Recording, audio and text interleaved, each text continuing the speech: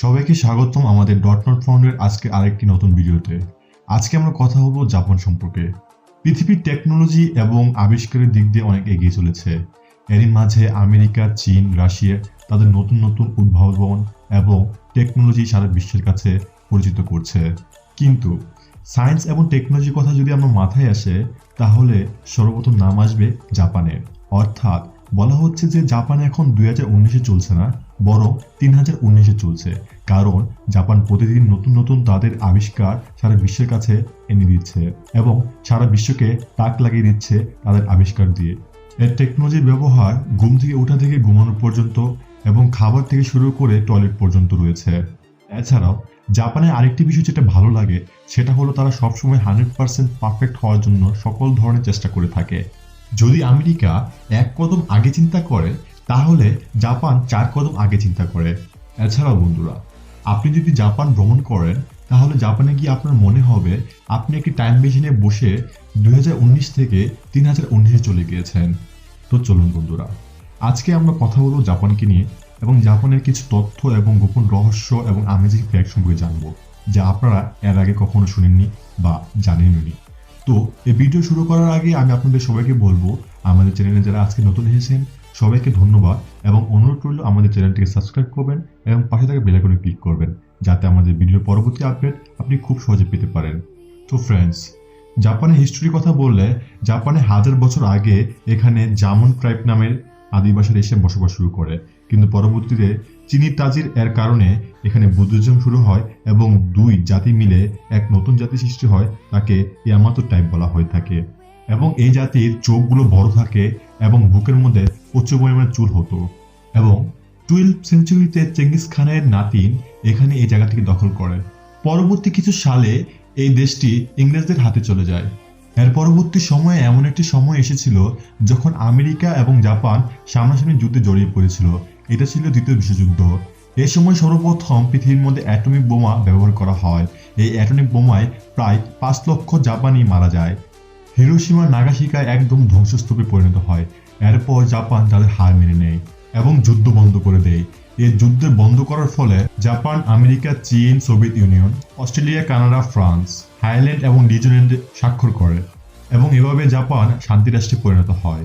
এরপর জাপান আমেরিকার অনেক ভালো বন্ধু হয়ে যায়। পরবর্তীতে জাপানিরা ওয়েস্টার্ন কালচার ফলো করা শুরু করে। আমেরিকার মানুষের মতো লেবাস এবং পোশাক আশাক পরা শুরু হয় এই দেশে। জাপানিদের বিভিন্ন রকমের ক্রিয়েশন ইউরোপ আমেরিকাতে শুরু করানো শুরু হয়। এছাড়াও এই দেশের এনিমি, কার্টুন এবং কমিক্স বুকস সারা বিশ্বের কাছে পরিচিত এবং বিখ্যাত। বলা হয়ে থাকে 1960-এর পরে জাপানে অর্থনৈতিক বিপ্লব ঘটে এবং এদের অর্থনৈতিক প্রবৃদ্ধির হার 9% ছাড়িয়ে যায়। এছাড়াও এরা বেশিরভাগ অটোমোবাইল এবং ইলেকট্রনিক্সে অনেক উন্নত সাধন করে।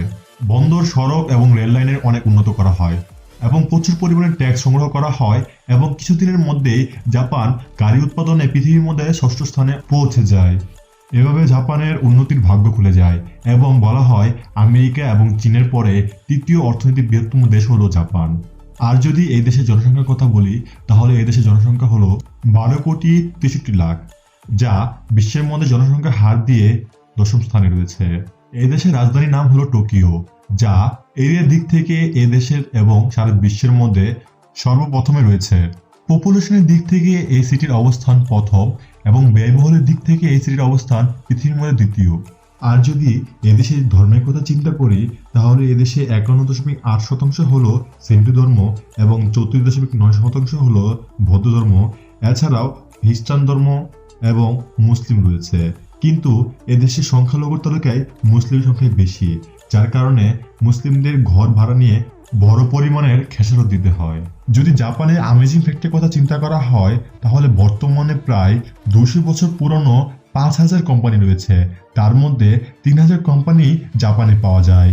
এদেশে অবস্থিত ট্রেনগুলো সময় খুবই পাকা, নির্দিষ্ট সময়ে নির্দিষ্ট স্থানে পৌঁছে যায়।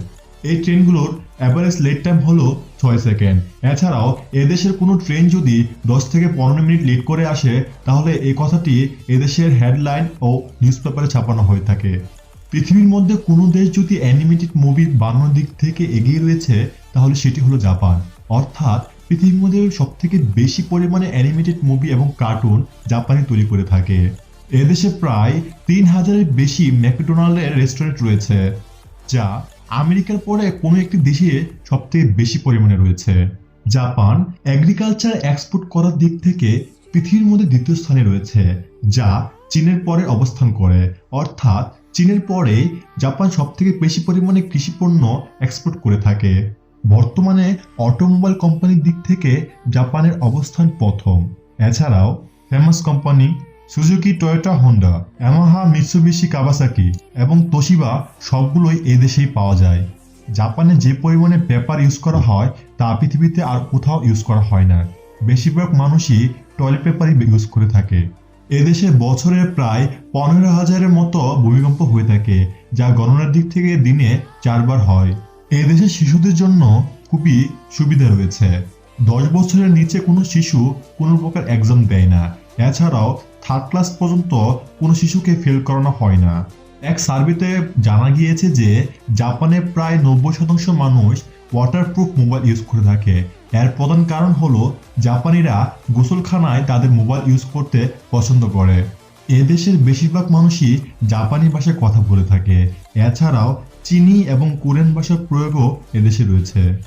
আর যদি এদেশের এরিয়ার কথা বলি, তাহলে এদেশের টোটাল এরিয়া হলো 3,77,915 স্কোয়ার কিলোমিটার, যার অবস্থান পৃথিবীর মধ্যে 62তম।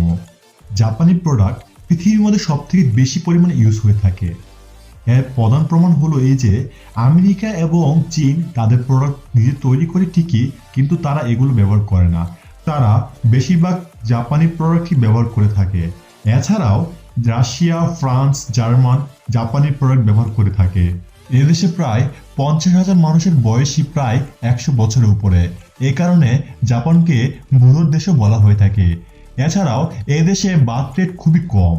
এর প্রধান প্রমাণ হলো এদেশে ডাইপারের থেকে বড়দের পেট বেশি পরিমাণে থাকে। বন্ধুরা, আপনারা হয়তো ভেন্ডিং মেশিন সম্পর্কে জানেন। এটি এমন একটি মেশিন যেখানে টাকা দিয়ে সকল কিছু পাওয়া যায়। অর্থাৎ মেশিনের ভিতরে টাকা দিলে আপনি যে কোনো প্রোডাক্ট হাতে পেতে পারেন। মেশিনগুলো শুধু আমাদের দেশে এয়ারপোর্টে রয়েছে, কিন্তু জাপানে এই মেশিনের ব্যবহার পৃথিবীর সব থেকে বেশি হয়ে থাকে। অর্থাৎ মেকআপ থেকে কাপড়, খাবার থেকে ডাইপার সবকিছুই এই মেশিনে পাওয়া যায়। এদেশের সাক্ষরতার হার হলো 99.9% এবং এদেশে সকলেই পড়ালেখা জানে। টোকিও এয়ারপোর্ট পৃথিবীর মধ্যে 5ম এবং এশিয়ার মধ্যে 3য় বৃহত্তম এয়ারপোর্ট মানা হয়ে থাকে। বন্ধুরা, আরেকটি মজার কথা হলো এই যে জাপানে মেয়েদের জন্য ছেলেদের ব্যাট এবং ছেলেদের জন্য মেয়েদের ব্যাট তৈরি করা হয়। এদেশে ন্যাশনাল গেম হলো সুমো রেসলিং। চেরি ব্লসমকে ন্যাশনাল ফ্লাওয়ার হিসেবে মানা হয়ে থাকে। জাপানি গ্রিন ফিসেনকে ন্যাশনাল বার্ড হিসেবে মানা হয়ে থাকে এবং চেরিকে ন্যাশনাল ট্রি হিসেবে মানা হয়ে থাকে। এদেশে ব্যবহৃত কারেন্সির নাম হলো জাপানি ইয়ান। জাপানে অবস্থিত ট্রেনগুলো এদেশে সরকার চালায় না, বরং এদেশের প্রাইভেট কোম্পানিগুলো এগুলো ট্রেন নিয়ন্ত্রণ করে থাকে। পৃথিবীর সব থেকে বেশি আত্মহত্যা এদেশে হয়ে থাকে। এদেশে একটি নির্দিষ্ট জঙ্গলই রয়েছে আত্মহত্যা করার জন্য। এছাড়াও এদেশে একটি এজেন্সি রয়েছে যেখানে আত্মহত্যা করানোর জন্য আগে থেকে বুকিং দিতে হয়। এদেশের কলিং কোড হলো +81 এবং ডোমেইন নেম হলো .jp। এছাড়াও এদেশে 98% এমন সংখ্যক লোক আছে যারা 18 বছরের উপরে বাচ্চাদের অ্যাডপ্ট করে থাকে। জাপানিরা বছরে প্রায় 17 মিলিয়ন টন মাছ খেয়ে থাকে, যা বিশ্বে যে কোনো দেশের পরিমাণের থেকে অনেক বেশি। জাপানে বাচ্চাদের থেকে পেট বেশি পাওয়া যায়। সারা পৃথিবীতে কালো বিড়ালকে আনলাকি মানা হয়ে থাকে, কিন্তু জাপানিরা কালো বিড়ালকে লাকি মানে। এজন্য শখের বয়সে তারা কালো বিড়াল লালন পালন করে থাকে। জাপানে প্রতি বছর প্রায় 2 বিলিয়নের অধিক বুক এবং ম্যাগাজিন সেল হয়ে থাকে। এদেশে পরিষ্কার কর্মীদেরকে হেলথ কেয়ার বলা হয়ে থাকে এবং এদের পে প্রায় 5 থেকে 8 লক্ষ টাকা হয়ে থাকে। এদেশে প্রায় প্রতি বছর 24,000 চপস্টিক ব্যবহার হয়ে থাকে। এদেশের মানুষেরা ঘোড়ার মাংসকে কাঁচা খেতে খুবই পছন্দ করে। এদেশে প্রতিদিন প্রায় 50 মিলিয়নের অধিক কিটক্যাট খাওয়া হয়ে থাকে। এদেশে ইংলিশ কিবোর্ডের পরিবর্তে গোলাকার কিবোর্ড ব্যবহার করা হয়ে থাকে। এর কারণ হলো জাপানি ল্যাঙ্গুয়েজে প্রচুর পরিমাণে অ্যালফাবেটস রয়েছে, যার কারণে নর্মাল কিবোর্ডে সেগুলো আটে না। এই কারণে এদেশের মানুষেরা গোলাকার কিবোর্ড ইউজ করে থাকে। বন্ধুরা, এই তো ছিল জাপান সম্পর্কে কিছু অ্যামেজিং ফ্যাক্ট।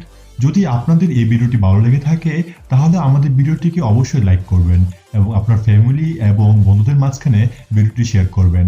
ভিডিওটি কেমন লাগলো অবশ্যই কমেন্টে আমাদের জানাবেন।